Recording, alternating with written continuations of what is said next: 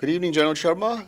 Good evening, Evening. Gunjan. It's good to see you guys. I mean, it's so nice to meet every 6 months or so at a Horasis meet, and I hope you had a good journey back from. Are you coming from? I came from Delhi and I came by London. Okay, and Gunjan, you? From all the way from All San the way from Francisco. California.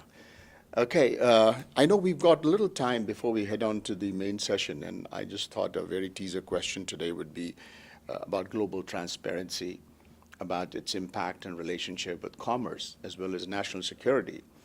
And I saw that Metric Stream recently concluded a GRC summit in Vegas where they had invited General Colin Powell for it, and that's the national security part of it. So, General, since you come from that side, Okay. would you like to throw your thoughts on the global transparency and the linkages it has with the national security? Yeah, thank you, Neeraj. First of all, a lot of regards for Colin Powell, one of the great journals American Army has produced, and we look up to him for a lot of advice on leadership, and I really am fond of him. Coming back to the India question, I must say that whenever there is a security environment which is secure, businesses thrive in that. And whenever there is internal problems or external problems, it scares away capital, it scares the business people. And security paradigm is not about just looking at the borders. It's an overall security framework. It involves things like energy security, population security, economic security, geopolitical stability. Entire environment has to mesh together to create a secure environment for business to thrive. And the army or the armed forces is one component of the national power and national security.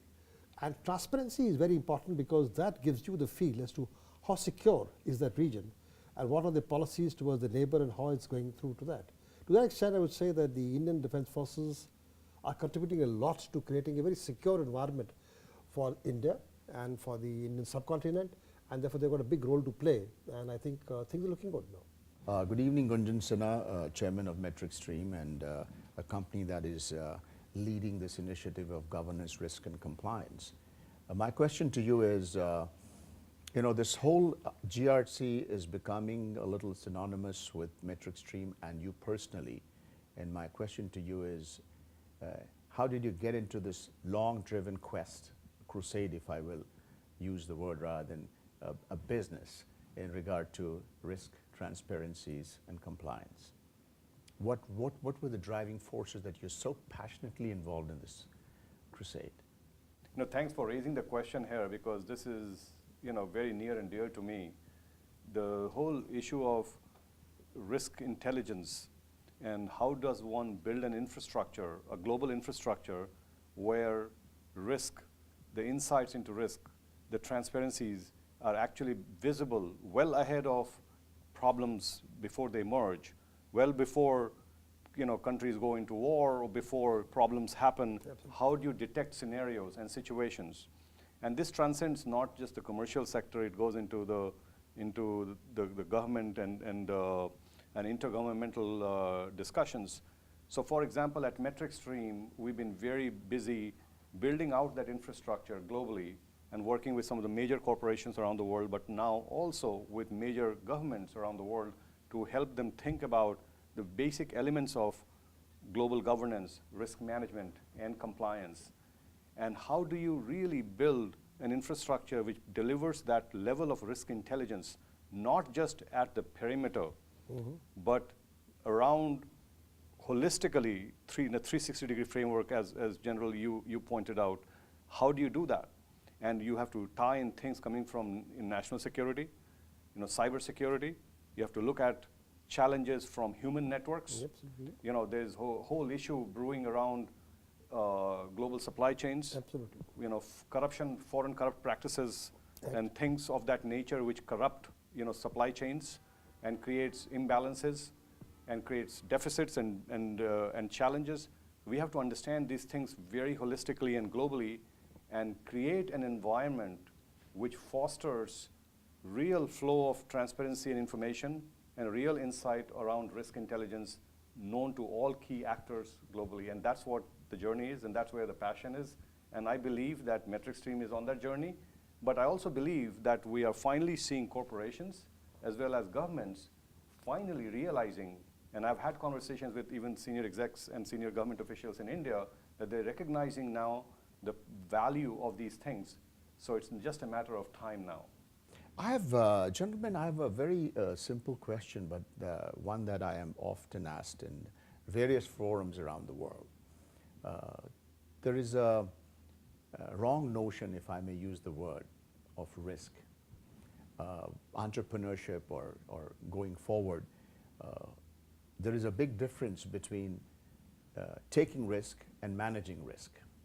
And I thought this would be a good time to ask me this question, that are we talking about managing risks here? Or are we talking about taking risks here? And when we talk about commerce, global trade, or entrepreneurship for that matter. Just your very quick thoughts before we wrap up this session. Yeah, Neil, I would like to say that first thing is that neither are we talking about managing risk or taking risk. The first point which Gunjan brought about and which I brought about is understanding the risk environment.